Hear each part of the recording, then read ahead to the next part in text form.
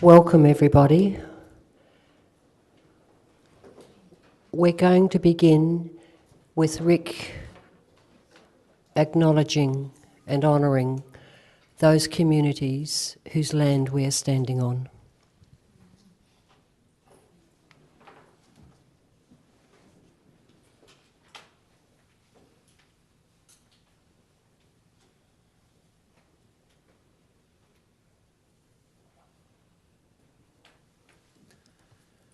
Auka, Memyuta Menue, as Rick Chavoya Kumayai. I too am a visitor here. My people are from what is now known as California and Baja California, the colonial areas. Our nation, of course, preceded that, the Kumayai Nation. Here we are on Lenape land, and I give my thanks and my blessings and my deepest gratitude to the Lenape people, who in fact are close relations and friends and colleagues of mine. And I wish again to thank and bless them for allowing us and always being so incredibly generous to us as we go about our lives and do our work on their traditional lands. So. Thank you, Rick. My name is Cess Martin. I'm from Unanima International, and I'm standing in because our moderator has been unavoidably detained elsewhere. We're really lucky to have the opportunity today to have these folks from the Philippines and Rick from here sharing with us in terms of the struggle and the joys in relation to achieving self-determination, of being able to stand tall, of being able to claim what is rightfully theirs that they have inherited through the generations. And also there'll be some sharing in terms of the SDGs and what's happening, and partnerships and how crucial a global partnership is. I think I'll introduce each speaker as we come to you, okay? And our first speaker this morning is Minerva, who's a member of the Baguio tribe from Cebu in the Philippines. She's one of a small number of youth who has attained higher education, with a Master of Arts in Education and majoring in Montessori. She has chosen, since finishing her studies, to return to her community as a preschool Montessori educator. She also works with the out-of-school youth, students and adults as well as other aspects of building community.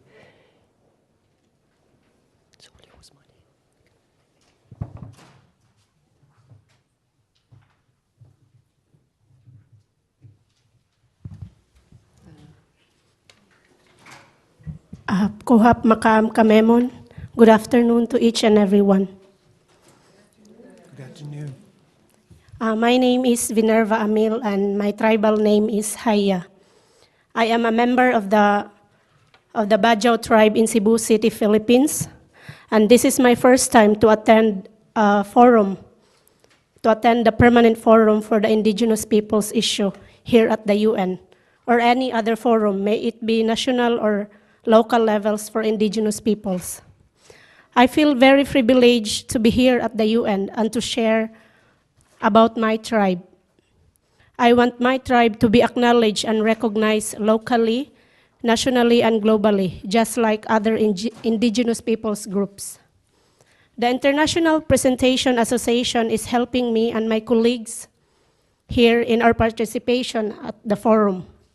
I am very grateful, and let me begin my sharing by introducing to you my tribe, my group. So we are called the Bajaus. We originally come from the southern part of the archipelago around Malaysia and Indonesia.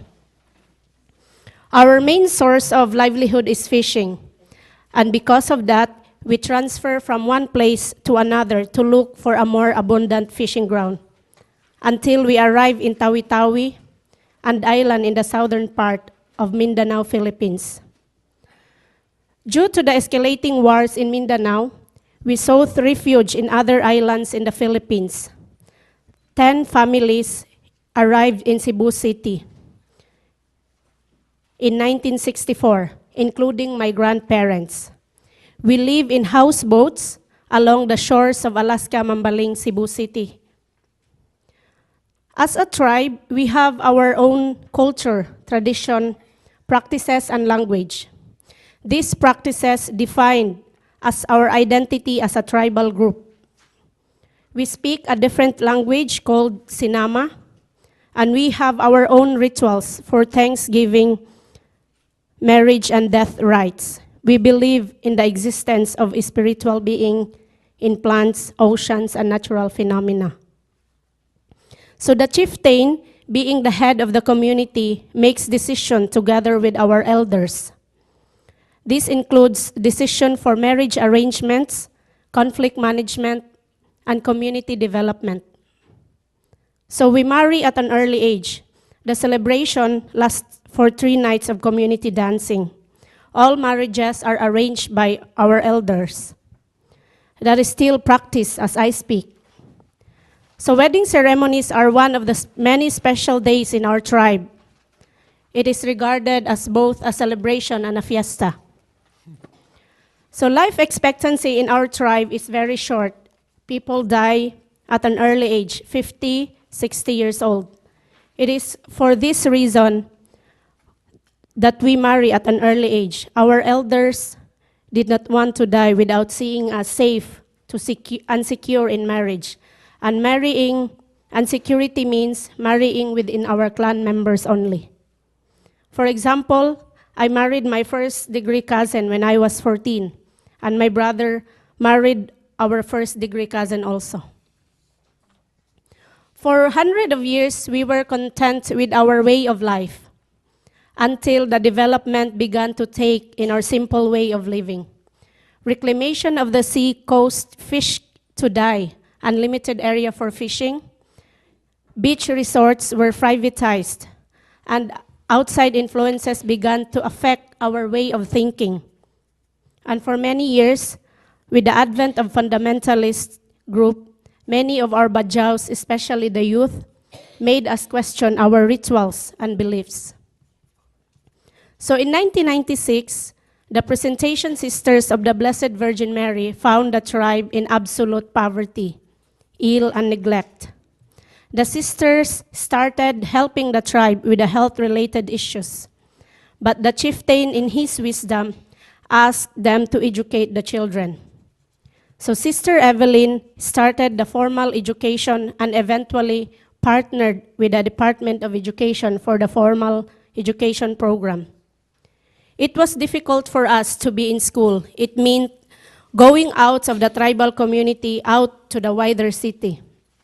We didn't speak the language commonly spoken by our peers and teachers for better communication. So there were discrimination and bullying, but still we continue with the help of the Presentation Sisters education program. To address our needs, capacity building programs were conducted. The continued training and workshop help us in becoming aware of ourselves and confidently be with our peers. This is aside from the education of the sisters from kinder to college. We see the importance of education, and we discovered that this is also one of our rights.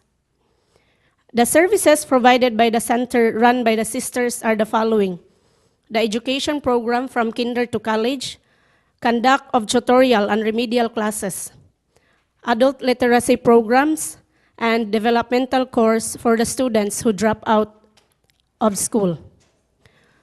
Lots of changes happened since the establishment of the program. The number of children in school dramatically goes up from 99% illiteracy to a very inspiring percentage of literate Badjaus. For the school year 2016-2017, we have 90 kinder, 180 elementary, 49 high school, 2 in college, 2 skills training, 20 adult literacy, and 18 developmental courses. Our older students are helping the teachers in doing tutorial sessions and with their homeworks for the elementary children. In nearly 20 years now of the program, we are proud to have 15 graduates and become professionals in the community. 2 of these graduates work as government employees, and the rest work in private institutions. I myself, I am one of these graduates. I went through several hardships in acquiring my degree, but it was not easy, but I did it. I am thankful that I am a product of the Presentation Sisters education program and that I am teaching in my own community. Despite of all of these challenges that happen over the years, we still need to identify our place in the society.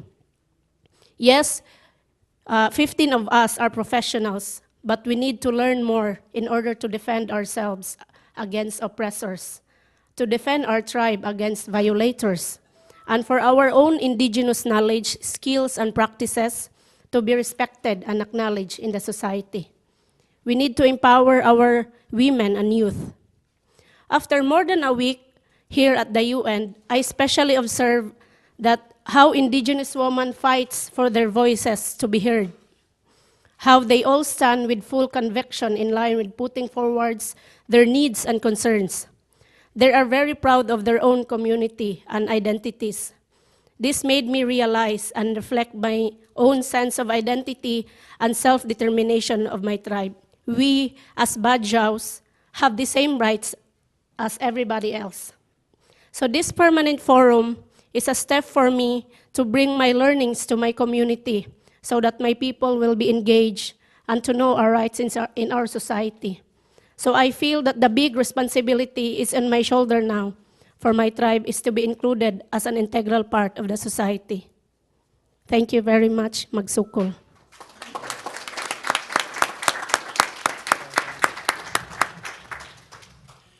Thank you, Vinerva. I think it's really great when we are able to actually not only find our voice, but claim the voice. And in a meeting immediately before coming here this morning, somebody spoke about the need for absolute respect. And it's about claiming that absolute respect amongst everyone. Our next speaker is Edwina, who is engaged in community work, particularly in capacity building with the Badjao community, with a focus on youth and the wider community since 2002. She's also the liaison person with government and NGO partner agencies. She has a Master of Arts in Education, majoring in Montessori. In addition to her community work, she's also a Montessori preschool educator with young children, and she speaks here today with the express permission of her tribal elders.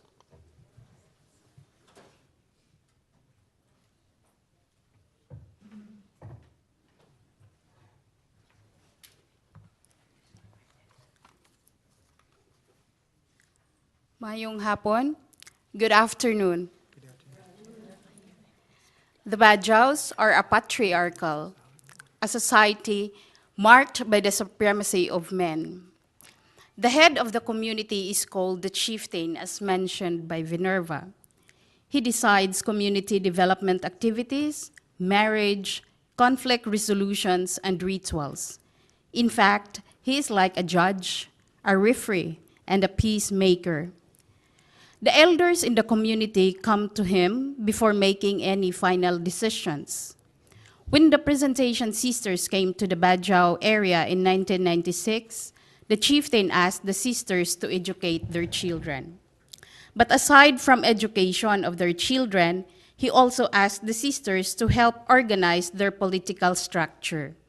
This happened because the government asked the tribe for their political organization chart for recognition.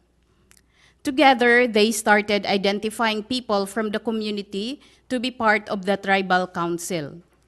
10 elders from different clans were identified, all men. All men, including the chieftain, can barely read or write. So they decided to add a woman to take down all the minutes of their meetings.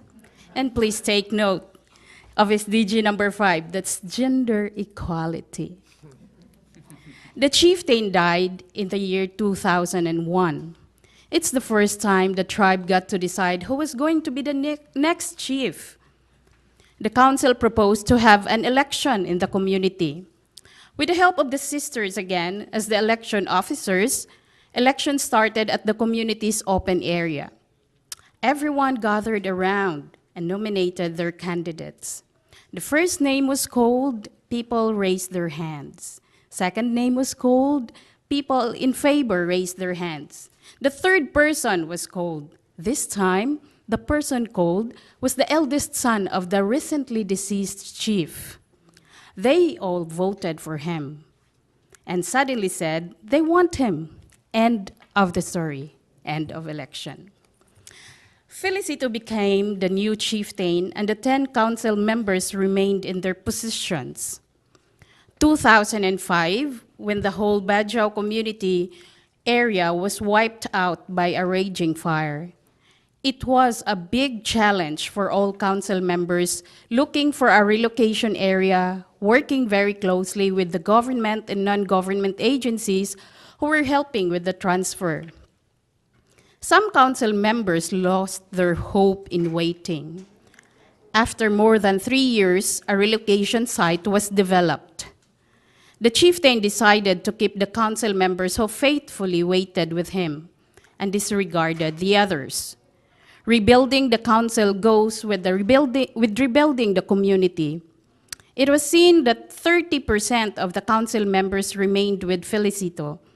So they started identifying new members as the older members were now getting older and were not able to help in the community work. Each clan nominated a representative. 13 new representatives were identified. Surprisingly, the majority were women. It may be due to the fact that we, the team, the presentation sisters, teachers, and partner agencies have done so much trainings and workshops on the role of women, liberation, and their place in the society. So the women emerge as leaders. The newest group of community leaders had to undergo modular training courses on personality development, communication skills, and leadership programs. These courses are conducted together with the partner agencies such as Ramon Aboitiz Foundations Incorporated, the Department of Social Welfare and Development under the Social Technology Unit, Mission Cara. The men go in and out of the regular training programs. No continuity because, one, they go out fishing and they go away for days. But most importantly, they find it difficult to commit themselves to learning new ways of thinking. Eventually, 10 women and the chieftain completed the training. They now help in training the community in various developmental programs such as basic housekeeping, responsible parenthood, basic environmental sanitation, education, health, and livelihood programs. To date, a new batch of parent leaders are trained to manage the livelihood programs. While continued training is going on all the time, we have an official training scheduled once a month. Included in the community training is the training of the youth, both in school and out of school. Of the 258 youth in the community, 86 youth were initially in training, and of these, 50 are very active in community work. A Bajau Youth Council was organized, and they now help in training the younger generations under the supervision of the team. Each month, sessions on personality development and leadership programs are conducted in the community. They are now allowed to sit in some of the tribal council meetings. The voice of the youth is slowly being acknowledged by the council, and their work in the community is coming to be appreciated. January of this year, when we had the trainers training for sustainable development goals in Negros, Philippines. It was conducted by the International Presentation Association. The 3 days training gave us an idea to look at more directed goals in the development of the Bajau community and the apostolate areas of the Presentation Sisters in the Philippines. We are now in the process of conducting SDG workshops, having in mind on working with goals 3, 4, and 6. Goal 3, because this is about good health and well-being. We established a clinic exclusive for the Bajaus with volunteer doctors that come twice monthly. But the average number of people who goes regularly for the checkup is a very small percentage of the total population. Mortality rate for children is still high, as well as maternal cases that mostly leads to death.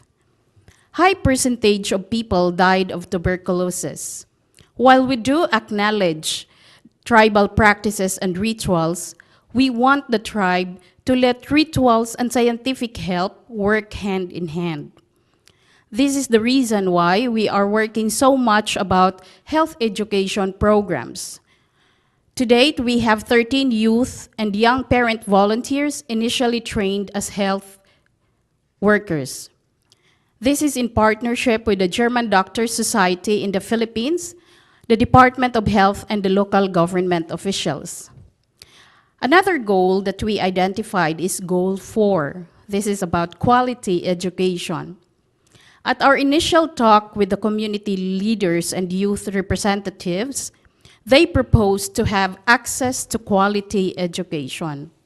Our educational system has a new curriculum which is mother tongue based. When we first heard about this, we were delighted because this would lessen the struggle of our students in school, thinking that they would be taught in the Bajau language. Language barrier is the primary cause of dropouts. The problem is, none of the teachers are indigenous peoples, or at least can speak the Bajau language. So, the children at the elementary school are forced to use the Subuanong Binisaya language. We propose to have an inclusion of indigenous people's knowledge, skills, and practices in the development of the curriculum. I heard that the curriculum has been drafted and practiced, but definitely not in our place, not in the Bajau place or the schools where the Bajaus go to in Cebu.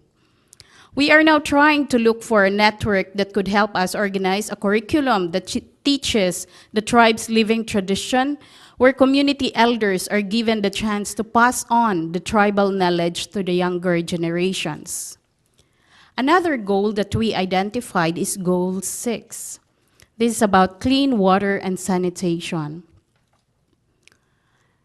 Water for the Bajaus is life.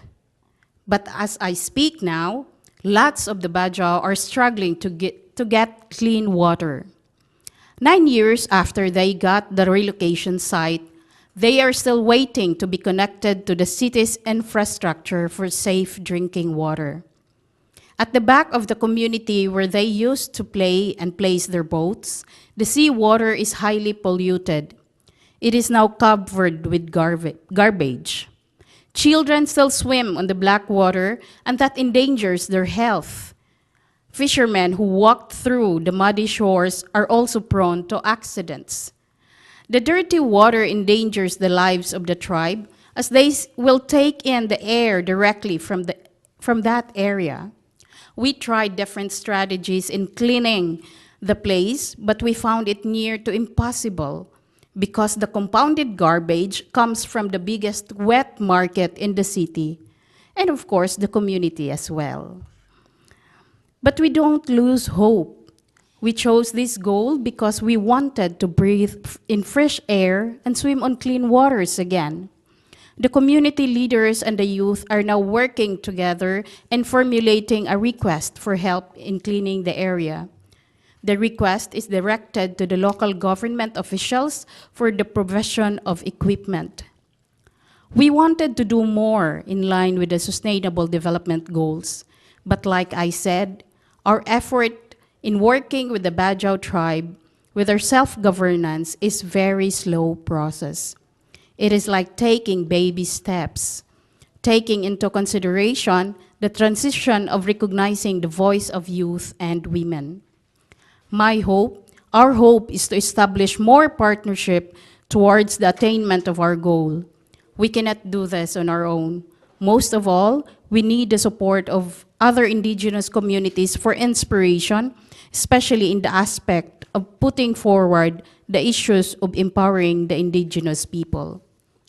For over 1 week here at the UN, I realized that the struggles of the indigenous people is most likely the same. But your advantage is that you've been working in these things for a long time now, and you've created networks for development. Our hope is to create more networks. This is our first time to be here, and this is our hope to bring forward the concerns, issues and concerns of the Bajau community to stand for their own right and for the women of the Bajau community to be recognized and acknowledged. Daghang salamat.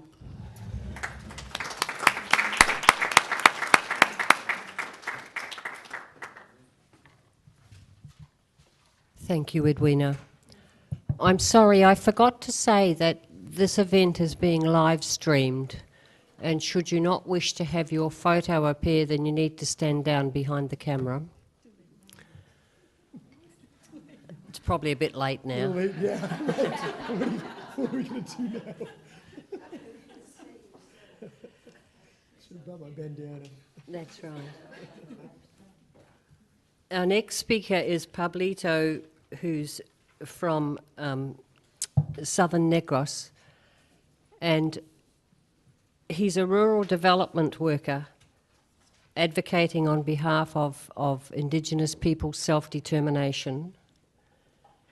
But he's also into biocultural diversity conservation, particularly on ancestral lands. He has a Master of Science in Rural Development and has lived with the Atis and Bukidons Indigenous tribes for 25 years.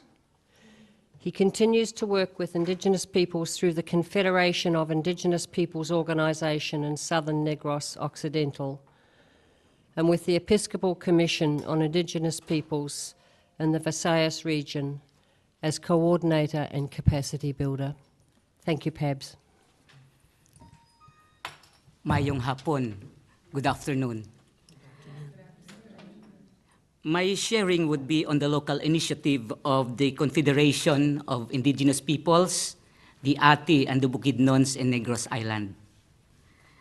It will be more on the biocultural diversity conservation and capacity building to strengthen the indigenous peoples' organizations' leadership and organizational management towards creating a bioculturally diverse Negros Island. The Philippines comprises 7,107 islands, has a population of 104 million, and about 17% of this is indigenous peoples. Negros Island has an estimated of 700,000 indigenous peoples in terms of population, comprising the Ati, the Ata, the Magahats, and the Bukidnons, with different subgroups. In Southern Negros Occidental, where I work and live for about 5 decades, there is an estimated 153,000 indigenous peoples living in 8 municipalities and 3 cities. Almost all of these indigenous peoples live in the uplands. The biodiversity threatened areas are the ancestral domains of the IPs, which have tenural problems because only few communities have certificate of ancestral domain title issued by the National Commission on Indigenous Peoples. The 2.5 to 4% remaining forest reserve in Negros Island is within the ancestral domains of the IPs. Environmental threats that lead to biocultural diversity loss caused by mining. There is a mining corporation that operated for more than 40 years, but it was stopped because the people lobbied for it. But at the moment, there is a Felix Mining Corporation operating in southernmost part of Negros Occidental and some in Negros Oriental. Unprecedented deforestation in all forms.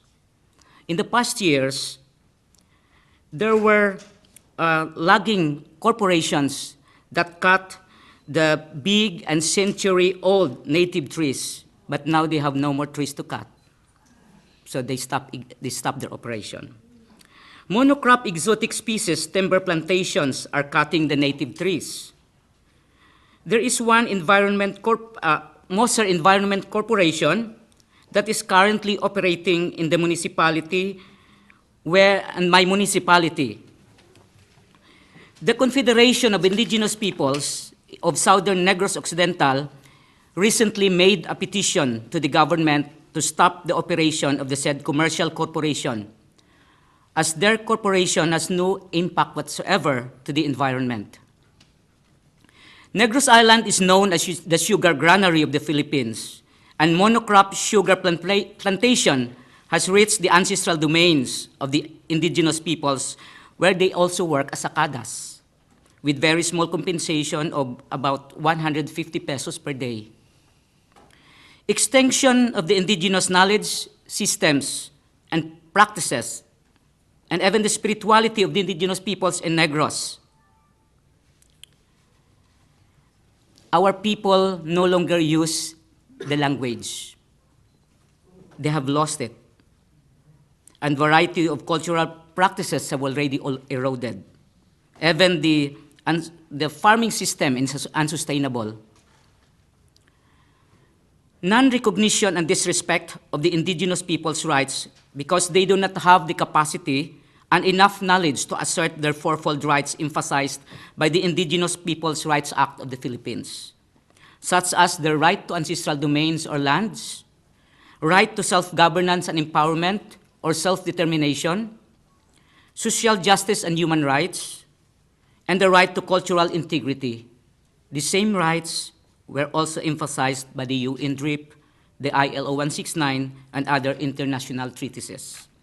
All these problems and challenges are taking place in the ancestral domains and lands of the indigenous peoples in Negros Island, to name only a few. The United Nations 2030 Agenda for Sustainable Development is an answer to the problems and challenges of the indigenous peoples back home and all over the world. The indigenous peoples, in partnership with the civil society, a Confederation of Indigenous Peoples organization in Southern Negros Occidental was organized. In answer to the call of the UN 2030 SDGs, a biocultural diversity awareness and capacity building for indigenous peoples was initiated, and we conducted awareness programs for the IPs. We call it the Kasugalingan Festival, or it was actually a biocultural diversity walk. And we also hold Indigenous Peoples Day celebration in order to show to the people in the mainstream that indigenous peoples have a variety of culture. Second, we conducted the capacity building for the community-based IPOs, or Indigenous Peoples Organization, the IP federations, and the confederation. One of this training is the organizational management and development.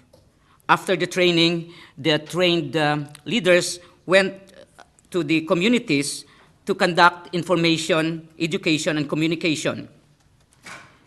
They also were able to organize the community-based IPOs from 18 IPOs to 45 IPOs. And also youth organizations were organized, and they call it Bioculturers Association, Youth Bioculturers Association. Second capacity building was on biodiversity and rainforestation. It was only an orientation, but it changed the worldview of the IPs. Resource mobilization and project management was conducted. And the last was the indigenous people's advocacy and network building.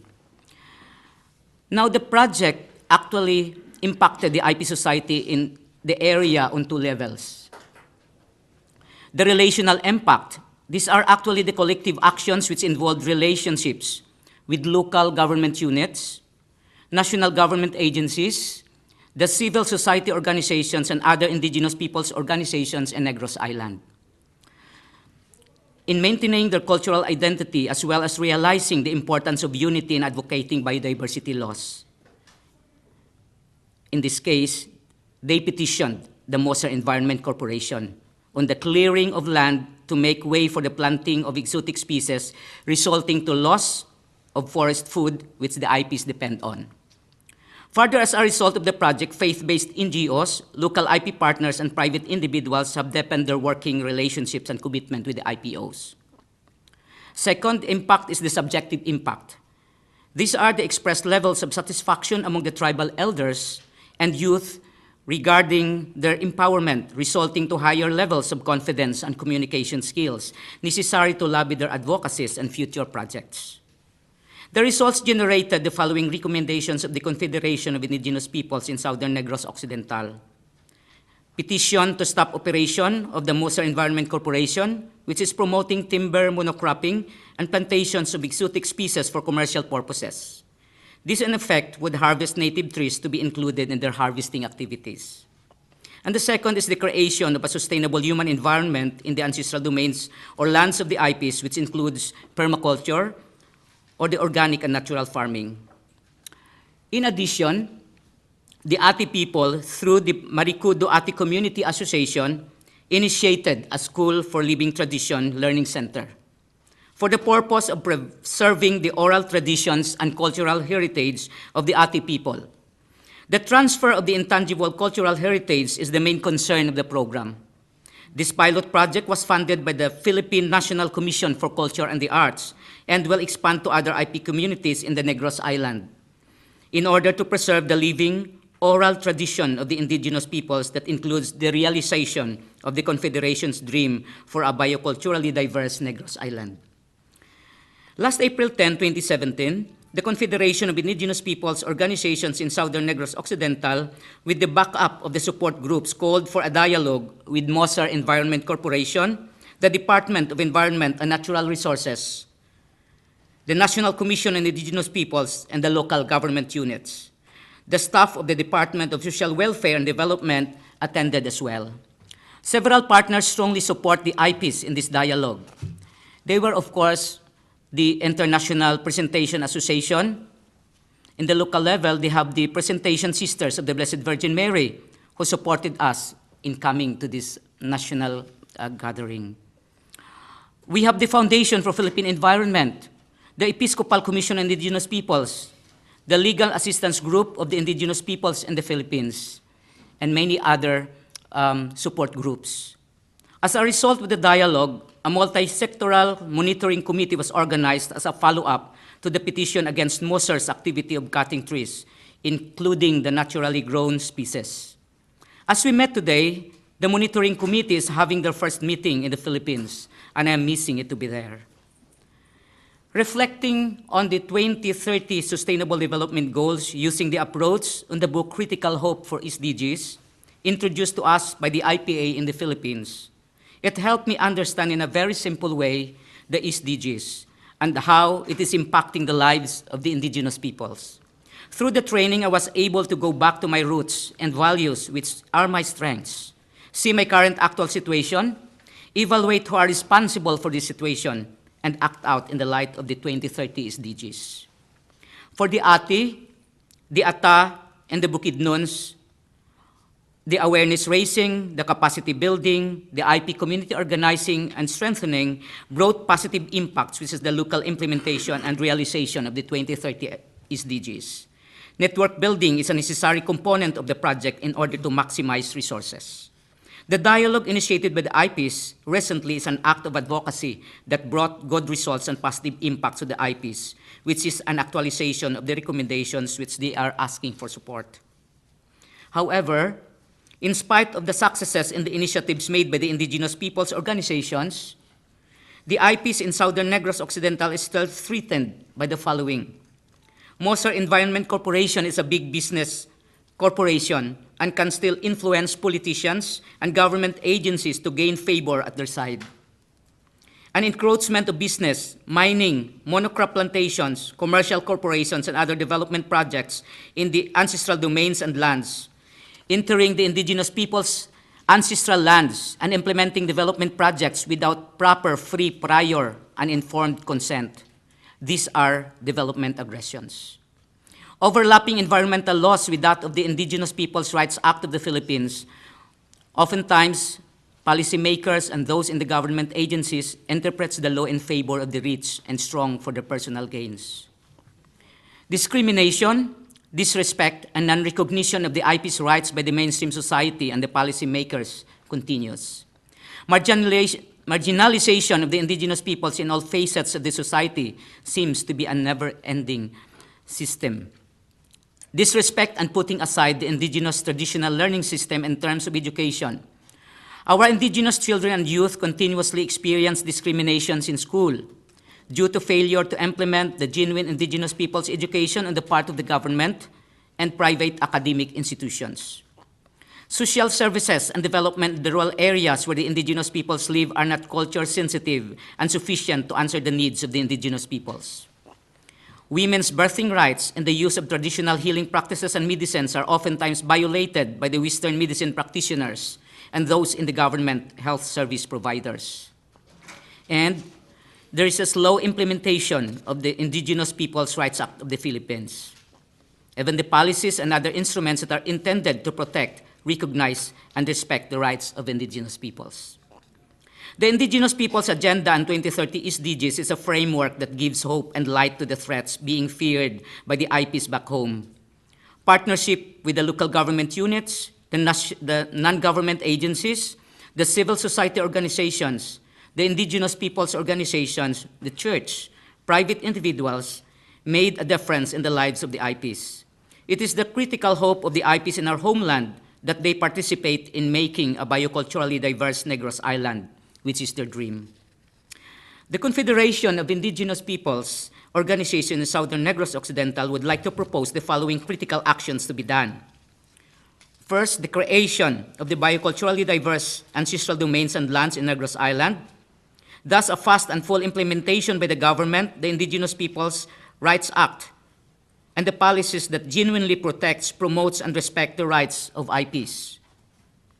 These rights on their ancestral domains to self-governance and empowerment or the self-determination, the rights, the human rights and the social justice, and cultural integrity. Second, strong partnership and assistance of the local support groups in collaboration with the international organizations and networks.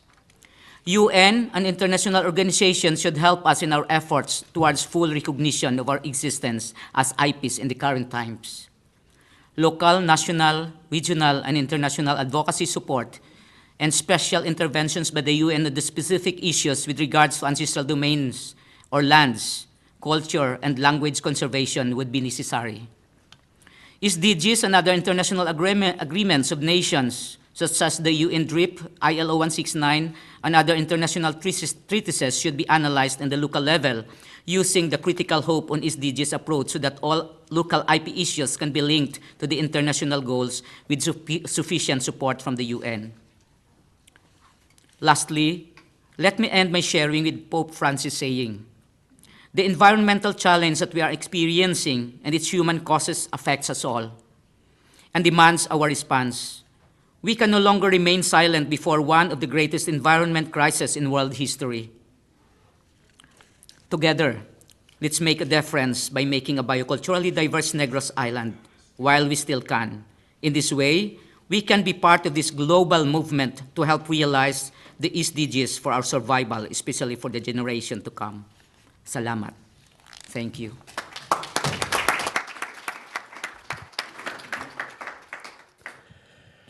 Thank you, Pabs. You've given us a fairly large snapshot of what you have been doing over these past 25 years. Most of you will probably know Rick, who is a member of the NGO Committee on the Rights of Indigenous Peoples. He's on the executive. He's also a long-time educator, including Arizona State University, Yale, and New York University. And he's particularly known to us in his role as the board chair for the American Indian Community House here in New York. Rick, the floor is yours. Hauka, memayuta menue, hello and greetings to everyone. I'm very, very honored to be among these featured speakers, and I, in fact, am just a lesser speaker who will keep my remarks very brief because I want to make way for questions and answers because I actually have a lot of things that I want to know more about from these esteemed dignitaries who graced us with their presence and have come a long distance. My commute was much shorter. I rode my bike from downtown Manhattan to here, so I really look up to people who come to the UN for this from such distant places. I am going to speak from the perspective of the board chair of the American Indian Community House and talk about some of the issues that we face and are part of and where we express our sovereignty in urban spaces, in this case, New York City. Oftentimes, the first challenge is getting people to recognize that there are indigenous people here in New York City. We actually have lots of conversations with non-indigenous people, and we try to engage in discussions about some of our aspirations, our needs, the tremendous gifts we can give as indigenous people to the city of New York. And one of the first questions is, there's Native people, there's indigenous people in New York City? Because oftentimes people imagine, and pardon me if I say this, but people of the colonial settler society often imagine indigenous people in the U.S. being somewhere out on the Great Plains on a cliff like this. And so when we walk into a room dressed like this, speaking as I do about our issues, it's surprising to people. And they're actually trying to wrap their head around it. So once we get some sort of acknowledgement and understanding that we do, for many reasons, live in urban areas, then we start discussions about what it is that we are looking for as sovereign people and continue to be sovereign people in this city. Not to get into a long history, but people probably have some idea as to why the majority of indigenous people here in the U.S. do in fact live in urban areas now. It goes back to the very beginning when, as Malcolm X says, Plymouth Rock landed on us. In many cases, colonial settler urban areas, towns, cities, et cetera, started to grow on top of our traditional lands and nations. And lo and behold, some of us didn't leave. We stayed and we attempted to do everything we could to survive in that new colonial settler urban environment. And we did, as we always do, because that's exactly what we are, resilient people who manage to express our culture and sovereignty no matter where we are. Then throughout history, a number of other things drew us into urban areas, including boarding schools that were urban-based, all sorts of other, situations where, because of the dissolution, destruction, undermining of our traditional economies and culture, we needed to move to urban areas in order to survive, in order to get services, oftentimes provided by the church, sometimes by government. And so that was another force in urbanization of indigenous people. And then there were very direct and intentional policies that urbanized us, such as the termination policy of the 40s and 50s and 60s. And as many of you know, that was again an effort by the colonial settler society to coerce us, entice us, convince us that we could be assimilated and that we could live in urban areas and we could make do that way. Oftentimes that wasn't particularly successful, but in fact it did bring many people into urban areas.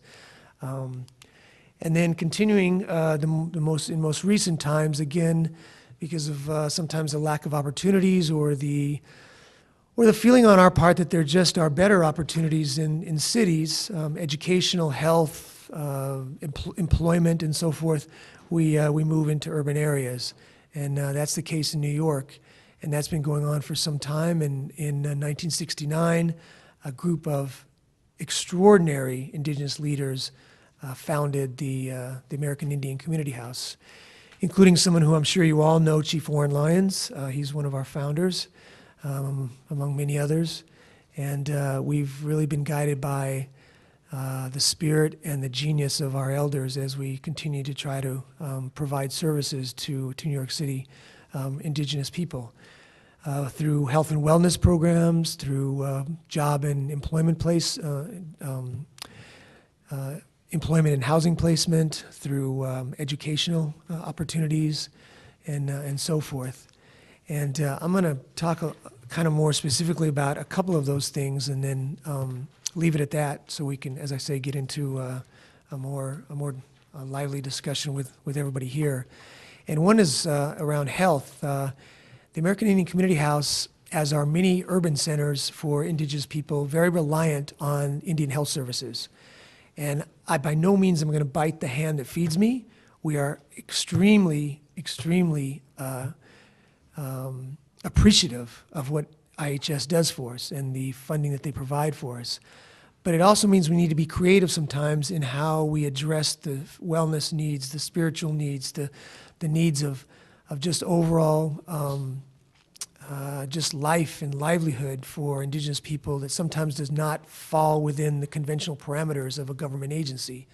As most people know, IHS was founded, in fact, not by indigenous people, but by people who were non-indigenous. And there's still some evidence of that. And I have close and dear friends who are in IHS, so by no means am I critiquing them or judging them in that regard. But because of that legacy, we do in fact need to find ways in which we express ourselves in relation to our livelihood in ways that may not be covered by Indian Health Services. And so we in fact do that. We have spiritual elders and other indigenous leaders who are involved in every way with how we provide support for indigenous people here in New York so that they may live a better life and may feel better about their life. And as you know, we don't compartmentalize aspects of life. So we don't see spiritual and medical and educational in different spaces. We see them all as integrated, holistic ways in which we live. And so this is the spirit, this is the conceptual framework that we try to make sure is part of and guides all of our work. The other that I'll mention is on the educational side. Much of what we do is we work with young people who are in our schools, both who grow up here in New York and attend our elementary schools, pre-K, our high schools and so forth, but also those who come from other places to attend our colleges. And New York is very well known for some of our great higher educational institutions, Columbia, New York University, St. John's, Fordham, et cetera. And we have indigenous people who come from all over the world to attend these schools. And we try to provide support in many ways to all these young people, some who have grown up here but still are trying to balance the many challenges that are presented to indigenous people living in the largest urban area in the United States, and then those who come here and are trying to make their transition into New York, oftentimes from their native nations and homelands. So we try to do this both on a personal level. We have all sorts of events and programming and personal support that goes to these young people, and we also try to do it on institutional levels. We try to bring indigenous knowledge into these campuses, into these schools, and really talk about how to decolonize an institution on a systemic level. And I do a lot of this myself. I do workshops for professionals. I do a lot of support and advisement for student organizations who are indigenous, who are trying to do the same thing. I write papers and provide them to leadership at these institutions where they can start to consider and just raise their own knowledge about how to decolonize and indigenize an institution of education, taking into particular account the long history we have where schools have attempted to do just the opposite, have attempted to assimilate us into the colonizing way of thought as the civilized way of thinking, as the superior way of thinking, as the thinking of primacy, even though our knowledge has been in this sacred land for thousands and thousands of years and constantly is developing and growing and refining the way we understand our relationship to Mother Earth and other people. So I will end by making one example of what we do in this total effort to just align ourselves with all indigenous peoples in an effort to reach sovereignty and to respect treaty rights and above all to serve and to be stewards for Mother Earth and to bless her and understand her, that being the actual primacy in the world is the gifts that she gives us. And so last fall we took a trip to Standing Rock and we took a large group of indigenous youth and we spent a week there, and it was a powerful experience, as anybody who's been there will tell you. It was also a chance for our indigenous youth to have a better idea of how they could bring all those concepts of sovereignty, treaty rights, respect for Mother Earth back to New York City in this really intense environment of the city. And so one of the ways in which we've done that is to remind all those people who have some role in supporting and financing these pipelines that in fact violate sovereignty, treaty rights, and Mother Earth, that they need to think about what they're doing, and they need to withdraw their support and their financing from these pipelines, including the city of New York that has tens of millions of dollars in these banks that finance these pipelines, not just the Standing Rock, not just the pipeline that's at Standing Rock, but many other destructive, extractive industries, pipelines and otherwise. And so the interesting thing is we had an action when Citibank shareholders were having their meeting last week, and believe it or not, Citibank says they abide by the UN initiatives and beliefs around human rights. That's in their statements. That's in their mission statement. But I would beg to differ that I think that they aren't abiding by things like the United Nations Declaration on the Rights of Indigenous People, which ask some very basic things about respecting and conferring with sovereign native nations before you do anything. And so we've taken that on as a fight, and we've been able to make that connection for indigenous people between what goes on out in that land that people also often think of as where we are, and this very land here in the city, because it's here where a lot of those financial institutions have their power. And so we make sure that indigenous people can bring the spirit and the struggle and the sovereignty of Standing Rock in what we do here in New York City. Thank you very much.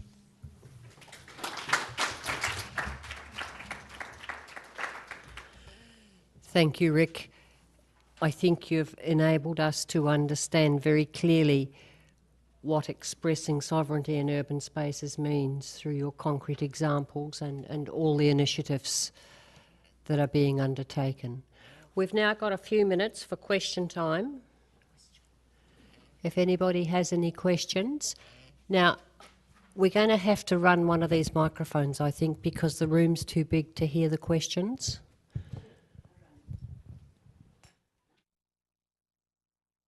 Sorry, you're going to be the runner.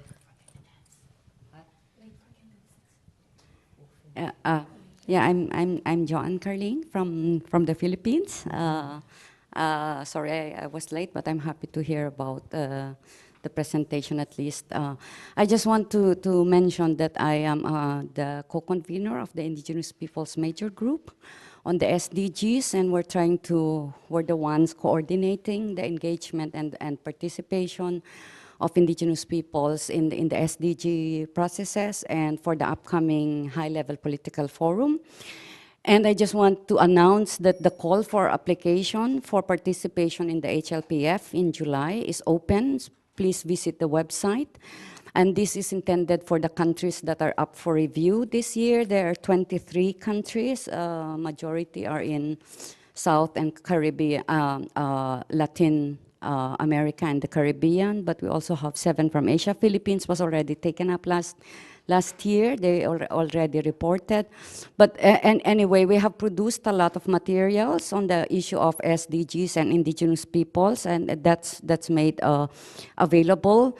And those who want to be part of the indigenous peoples major group so that we can collaborate better on our engagement with not only the governments, but also UN agencies and other actors, just feel free to approach me. But I'm really happy that there are presentations on how we're really being left behind in the SDGs. So, Do you have an email address you can be contacted? yes.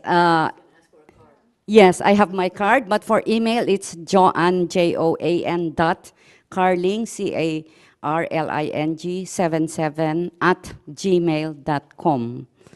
I'm doing this work on behalf of Tebteba Foundation as one of the co-convener of the Indigenous Peoples Major Group accredited with the UNDESA. Thank you. Thanks, Joanne. That's important information because it's really important that the Indigenous Major Group gets supported. Questions?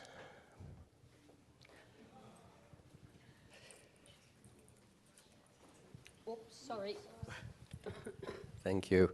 My name is Jan Hanvik. I'm working on a network of artist residencies in indigenous communities in 7 countries in Latin America and in the US.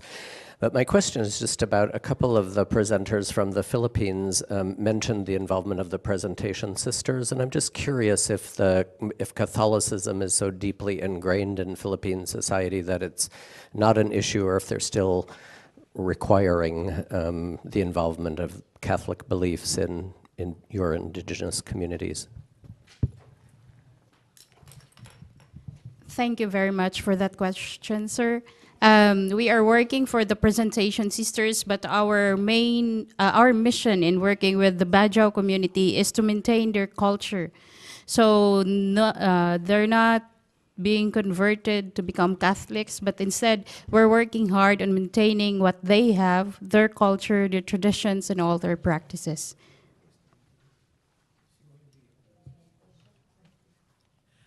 I'm Ranjit Jayanti, and I'm a member of the NGO Committee on Aging in New York. My question to the distinguished speakers deals with the elders in their communities. Could you please tell us something about their status in terms of, are they well integrated? Do they have health problems? Do they have well-being problems, and how are they being addressed? So I would like to know that. And my second question is for Rick. Do you have any statistics on how many indigenous students are in the New York City institutions, please? Thank you. Kasi gusto ko naman, sir. Gusto ka? Sige, you go.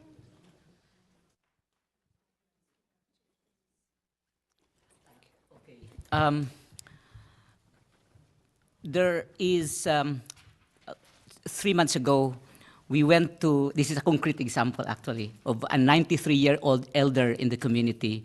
He lives in a very remote and far area, and he is actually a cultural bearer at the moment because they have, they have this history that is not written.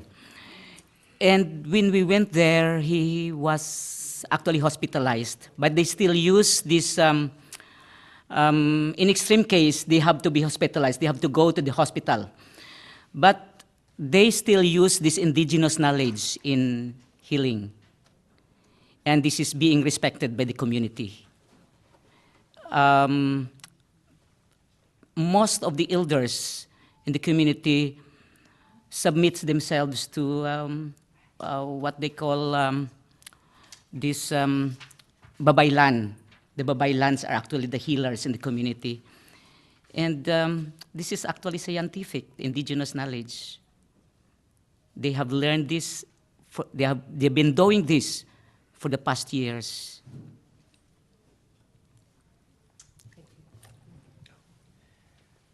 I'll start first overall. Statistically, there's 110,000 indigenous people in New York City area, and that's based on last census, and that's self-identification. So it's roughly 1%. And then in terms of how many students are in schools here, it's a good piece of statistical sort of doing that I need to get involved with because I only know from each university what the representation of indigenous people, those who record it. So I'll give as examples. Columbia University right now has about, I believe, 120 indigenous students who are attending. And then New York University has about I believe about 210 indigenous students who are attending. Again, those are both statistics based on self-identification. So as people may know, that's somewhat problematic in actually. It doesn't necessarily mean it's less or more than that. It just means that defining what that means in relation to representation can sometimes be complicated. What happens in the result, though, is that in terms of who are actively sort of expressing themselves culturally as Native people ends up being a much smaller number. And again, as an example, there are active indigenous groups on both the Columbia and the NYU campus, and Columbia, for instance, probably has about 30 to 40 active members, and NYU has about 15 to 20 active members. So the numbers fall below what are said to be the numbers that are attending that school. So that's sort of another thing that always needs to be sort of delved into a little bit. And then what is also important to know on the educational side is that the city of New York at this point does not have statistics, does not record statistics for indigenous people in the public school system. So, and that's one of the things we're working on, is to get the public schools to have a way in which, as a student enters, they're counting them as indigenous. Sure. Thank you, Rick. I would like to take this opportunity to thank our speakers, Minerva, Edwina, Pabs and Rick. It's been really important for you to be able to find your voice here and for us to hear. And just as we honoured the ancestors of those whose lands we're standing on, so too we're going to honour the ancestors in terms of the Global South in our closing.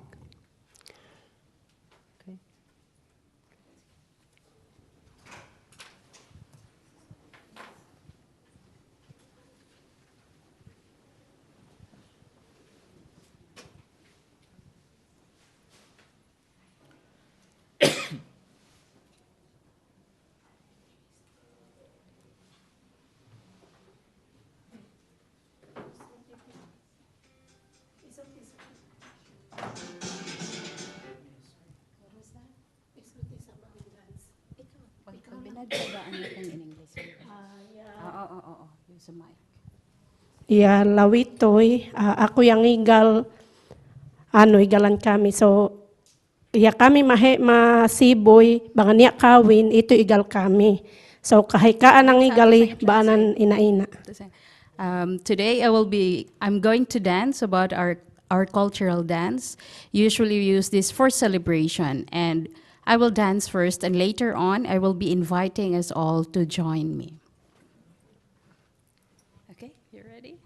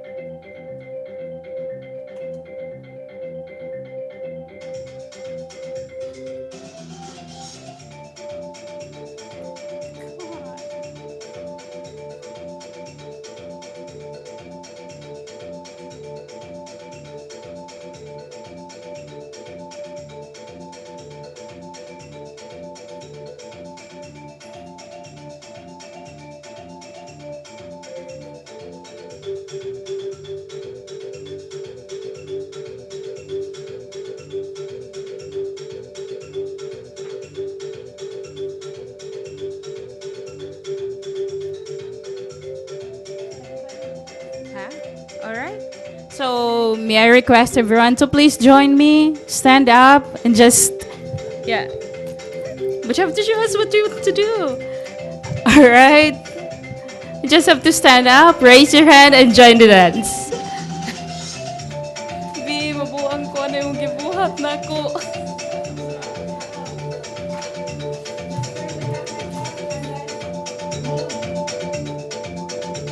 Mabuang ko, Bi.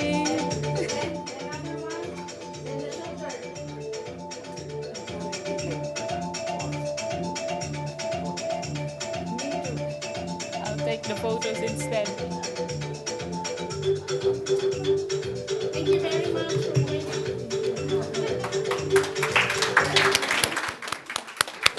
Thank you, everyone. And we would like to thank the International Presentation Association, the NGO Committee on the Rights of Indigenous Peoples, Sunray Meditation Centre, Unanima International, and I can't remember who else who co-sponsored the event. Thank you.